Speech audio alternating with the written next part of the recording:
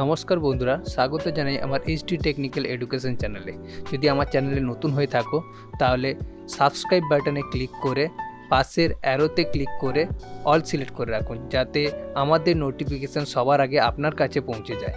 নমস্কার বন্ধুরা, চলে এসেছে এক্সেলের আরেকটি ইন্টারেস্টিং ক্লাস নিয়ে এবং আজকের ক্লাসের টপিক থাকবে ডি সাম। আজকে ডি সাম ফর্মুলার ব্যবহার তোমাদেরকে দেখাবো। ডি সাম ফর্মুলা এখানে কিভাবে ব্যবহার হচ্ছে, এখানে স্টক কাউন্ট করার ক্ষেত্রে ব্যবহার হচ্ছে। যেমন এখানে যদি আমার কিছু না থাকে তাহলে দেখতে পাচ্ছ যতগুলো স্টক আছে সবগুলোকে টোটাল করে দিচ্ছে ডি সাম। ডি সাম ফর্মুলা দিয়ে পুরো যতগুলো স্টক আছে সবগুলোই কিন্তু এখানে টোটাল হয়ে যাচ্ছে। ঠিক সেই রকমই যদি আমি এখানে ক্লিক করে সিপিইউ ক্লিক করি, দেখতে পাচ্ছ সিপিইউর মধ্যে যতগুলো স্টক আছে সেই স্টকটাকে শো করছে। মানে সিপিইউ এখানে কত দেখতে পাচ্ছ, 301, এখানে 420, এখানে 20, টোটাল যোগ হলে দেখা যাবে 741 খানা স্টক আছে। ঠিক সেম ভাবে কিন্তু আমি যখন মাউস ক্লিক করছি তখন স্টক চেঞ্জ হচ্ছে, মানে যতগুলো মাউস আছে সেই স্টকটাই এখানে শো করছে। এটা আমি কিভাবে করলাম ডি সাম ফর্মুলা দিয়ে, এটা আজকে তোমাদেরকে দেখাবো। তার সঙ্গে আজকে যেটা দেখাবো, এই দেখো যখনই আমি মাউস সিলেক্ট করছি তখন মাউস গুলো একটা গ্রিন কালারে হাইলাইট হয়ে যাচ্ছে। এটাও তোমাদেরকে দেখাবো কিভাবে করলাম। তো চলো বেশি কথা না বলে আমি আজকে প্র্যাকটিক্যালটা শুরু করে দিই। তো প্র্যাকটিক্যাল করার জন্য আমি শীট 2 তে অলরেডি স্ট্রাকচার তৈরি করে নিয়েছি। এই স্ট্রাকচার আশা করছি তোমরা প্রত্যেকেই করতে পারবে, তো এটা করে আর আমি সময় নষ্ট করলাম না। প্রথমেই আমি ওই গ্রিন কালার দিয়ে কিভাবে সিলেক্ট হচ্ছে সেটা আমি তোমাদেরকে করে দেখাই। তার জন্য অবশ্যই আমাদেরকে কন্ডিশনাল ফরম্যাটিং অপশনটি ব্যবহার করতে হবে, যেটা হোমের মধ্যে এখানে কন্ডিশনাল ফরম্যাটিং অপশনটি আছে। তার আগে পুরো টেবিলটাকে সিলেক্ট করে নেব।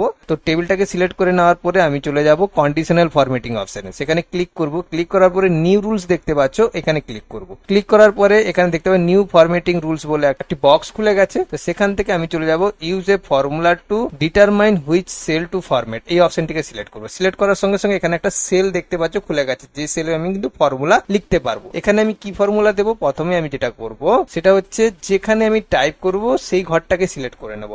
সিলেক্ট করার সঙ্গে সঙ্গে দেখতে পাচ্ছ এখানে ইকুয়াল দিয়ে ওর রো এবং কলাম এবং তার আগে একটি করে ডলার চলে এসেছে। ওকে, এইভাবেই কিন্তু সিলেক্ট হল। তারপরে ইকুয়াল দেবো, ইকুয়াল দিয়ে আমি যে টেবিলটা সিলেক্ট করেছিলাম তার প্রথম সেলটাকে আমি সিলেক্ট করবো। প্রথম সেলটাকেও সিলেক্ট করার সঙ্গে সঙ্গে তারও কিন্তু রো এবং কলাম দুটোই চলে এসেছে। প্রথমে কলাম এসে তারপরে রো এসছে। তো তোমাকে কি করতে হবে, এখানে একটু এই যে রো এর যে 3 এসছে সেই 3-এর আগে যে ডলারটা ওটাকে ব্যাকস্পেস দিয়ে তুলে দিতে হবে। ওকে, তারপরে এখানে ফরম্যাটিং অপশন আছে, সেখানে চলে যাব। সেখানে চলে যাওয়ার পরে যেহেতু আমি গ্রিন কালারের হাইলাইট করতে চাইছি, তো সেখানে আমি ফিল অপশনে ক্লিক করবো। অনেক সময় নাম্বারে থাকতে পারবে, ফরম্যাটেও থাকতে পারে, যেখানেই থাকুক না কেন তুমি ফিলে চলে যাবে। ফিলে গিয়ে জাস্ট আমি যেহেতু গ্রিন কালারটাই ব্যাকগ্রাউন্ডে দিতে চাইছি, গ্রিন কালার, তুমি অন্য কালার চাইলেও দিতে পারো। ওকে, তারপর ওকে করে দেবো। তারপরে আরেকবার ওকে করে দেবো। এই মুহূর্তে যদি আমি দেখো সিপিইউ টাইপ করি, সিপিইউ এন্টার মারার সঙ্গে সঙ্গে দেখো সিপিইউ যেখানে যেখানে আছে সেখানে সেখানে কিন্তু হাইলাইট হয়ে যাচ্ছে। এটা আমি প্রথমে তোমাদেরকে দেখিয়ে দিলাম কন্ডিশনাল ফরম্যাট। এবার যেটা মেন টপিকে আসি সেটা আছে ডি সাম। ডি সাম ফর্মুলা ব্যবহার করে কি করে আমি স্টকটাকে তৈরি করবো। তো এটাকে আমি ডিলিট করে দিচ্ছি।